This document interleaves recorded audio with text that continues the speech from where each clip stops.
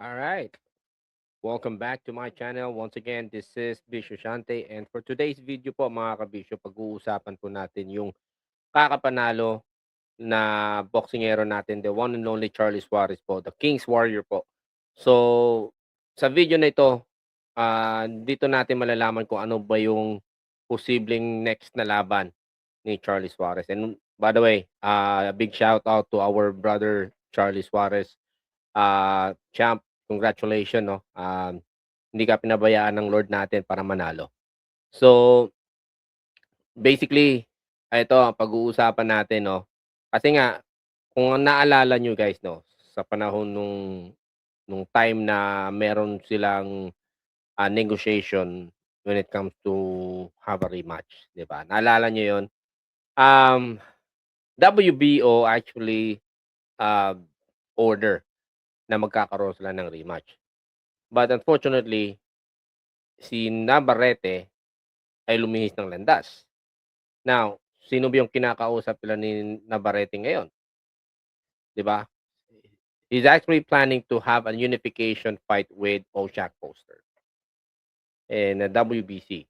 Now, in fact, they already on the negotiation part and might be talagang magkakaroon sila ng laban. Because, first of all, if I will be in Navarrete, no, I especially, ano na, he's on the peak of his weight in this division. Malamang later on, after one fight, two fight, he was gonna go up na. Or maybe this will be the last fight in this division and then aakyat siya. And they took advantage of that opportunity to have a what we call this a unification fight with Oshak Poster because it's involved a big money, 'di ba? Maganda yung kumbaga yung kikitain niya diyan. Now, ang problema lang kasi dito guys 'no, kung naalala niyo, again babalik tayo dun sa first introduction natin na sinasabi ko na may order na ang WBO to have a rematch to defend the title of Navarrete.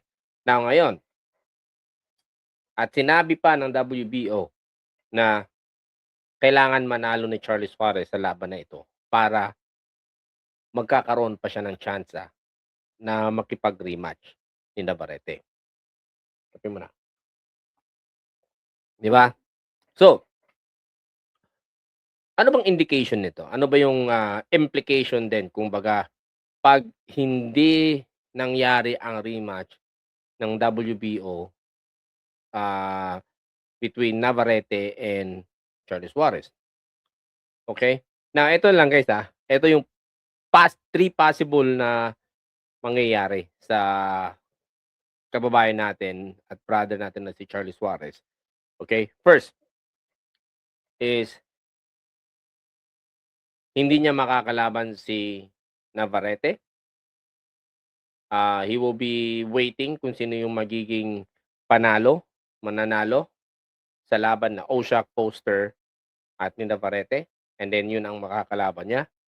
So habang naantay niya yung laban na yun, he will have a fight. So alam natin na mayroong kumbaga nagpapahiwatig din si Lomachenko na labanan niya si Charles Suarez para pagpagkalawang daw. So again, let me give you that ano, ano lang, kumbaga senaryo na puwedeng possible na mangyari sa laban ano, ni Charles Suarez. This is not actually the exact plan to the team kung ano ba talaga yung tatahakin. So, I mentioned to you, this is the 3 possible fight na o 3 possible, senaryo na mangyayari sa career ni Charles Suarez. Now, going back to Lomachenko, now as you can remember, Lomachenko and Charlie Suarez have already fought in the amateur, no? In the I think that was ano sa Europe yun, Italy ba yun, something like that. Milan, parang ganun. Um, Di ko lang maalala kung saang lugar, but they have a fight and Charlie Suarez told me that he have already and during that fight, he had an injury. Okay? Pero hindi niya sinasabi sa mga madla, sa mga tao kasi he doesn't want to give an excuses. Talo, talo. Pero when we have a conversation with Charlie Suarez, he said he have a shoulder injury. Pero kung titignan mo yung laban na yun, partida pa, na nagka-shoulder injury pa si Charlie Suarez do'n. So malamang eto, 'pag 100% condition si Charlie Suarez at magkakataon na lalaban sila ni Lomachenko, it will be a very good fight. And, hun I am 100% certain na kay Charlie Suarez ako, na he could possibly, get a win, through Lomachenko. Pero hindi pa ano 'yan, hindi pa sigurado kasi nga, pinag-uusapan pa 'yan. Kumbaga eto focus tayo kung ano ba talaga yung puwedeng mangyari after the fight of Charlie Suarez. Now, pangalawang senaryo na posibleng mangyari sa laban ni Charlie Suarez o sa karera ni Charlie Suarez sa WBO as a WBO, mandatory champion 'no, mandatory. Um, si Navarrete 'no, since there is already an order coming from WBO na they should have a mandatory rematch on this, and it was published like this one, 'di ba? It was March, kailan 'to? It was published March 11. Ring Magazine posted that, and they said the WBA have now officially ordered Emmanuel Navarrete to defend his IBF and WBO junior o lightweight world title rematch to Charlie Suarez. So dalawang title lang ang ano diyan, no? So parties 20 days to agree deal with first bid and will be called it and will be called. Okay? Meaning to say guys, may order na sa WBO. So, ano ba yung posibleng mangyari 'pag tinuloy ni Navarrete ang laban nila ni Osha Foster? Ano yung posibleng mangyayari? Ito lang, posibleng mangyayari dahil may order na ang WBO regarding diyan sa mandatory fight.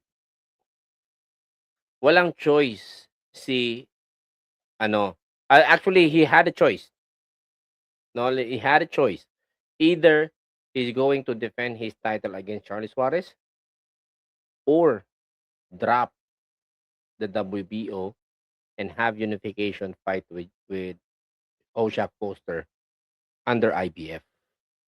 So yun ang posibleng mangyayari. Ida-drop niya yon para hindi siya ma-strip. Okay?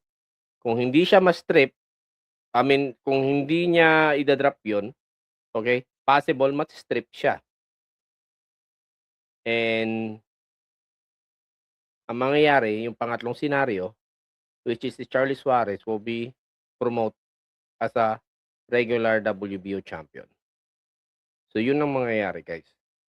So it's up to WBO kung i-implement nila yung order na yon. 'Di ba? Remember guys, this has been already a talk first quarter of the year. After the fight, they have a mandatory. Ngayon, medyo umiba kasi yung direksyon ni Navarrete. They're looking for big pay. Right? And we can't blame them na yun talagang nahanap nila sa team nila. Kasi nga tingin ko guys si Navarrete when he fought Charlie Suarez, first bout nila. When he fought Charlie Suarez, he's having hard time in the weight. Nakita natin, ewan ko lang kung sino nakapansin, pero naririnig ko rin na he's already having hard time on this weight division. Kung mapapansin niyo rin sa weigh-in, pigang-piga siya do'n. 4 na araw nga siya hindi kumakain ng carbo. Talagang sabaw-sabaw lang, 'no? Talagang pigang-piga siya do'n. Pero ang kagandahan kasi ni Navarrete, ang bilis ng recovery niyan, tao na 'yan. Sobrang bilis. Now, when he fought when he have a unification bout, 'no, under IBF, medyo medyo hirap din siya do'n sa timbang na 'yon, napipiga din siya, 'no? So, for me guys, after this Oshak Foster fight. After this fight, guys, either is going to move up or stay and get the WBA belt para sa undisputed. Pero ang problema kasi, no, ang problema niya dito sa division na 'to, sa junior lightweight, is that he had already an order coming from WBO. 'Pag hindi niya nagawa 'yan, hindi nila nabigyan ng rematch si Charlie Suarez, he will be stripped. Matatanggalan siya ng belt. And then, Charlie Suarez will move up. So, possible nga na magiging champion si Charlie Suarez itong taon na 'to. There's a huge chance na maging champion siya. No question, okay? Pero again, it's up to WBO nga, eh, 'di ba? Because we cannot guarantee what will be the decision of WBO because politics is there. Nandiyan ang politika, no? Kung, hindi naman kasi ito we cannot demand the transparency on this organization or the sanctioning bodies because hindi naman saklaw yung sa transparency natin. Kumbaga hindi naman saklaw sa rights ng mga tao yung pagiging transparency ng organization ito. This is not a public o this is not a government-owned organization. So, whether they are going to give it to Charlie Suarez, no, if ever, Navarrete will going to continue to proceed to fight Oshak Foster, no, if they gonna strip him, kung tatanggalan nila ng belt si Navarrete, and then i-award to o ibibigay kay Charlie Suarez, then meron na tayong champion, no? Maganda. I mean, in fact, sa totoo lang, Charlie Suarez should be already a champion when he fought Navarrete in the first time. Yung laban na yun, Charlie Suarez got robbed on that fight. So, I don't think na there will be a question if ever na ma-strip si Navarrete and then they're gonna give it to Charlie Suarez. I don't think there will be a question on that because he deserved that. He deserved to be a champion, no? Now, the question remains here is kung papayagan ba o ibibigay ba ng WBO or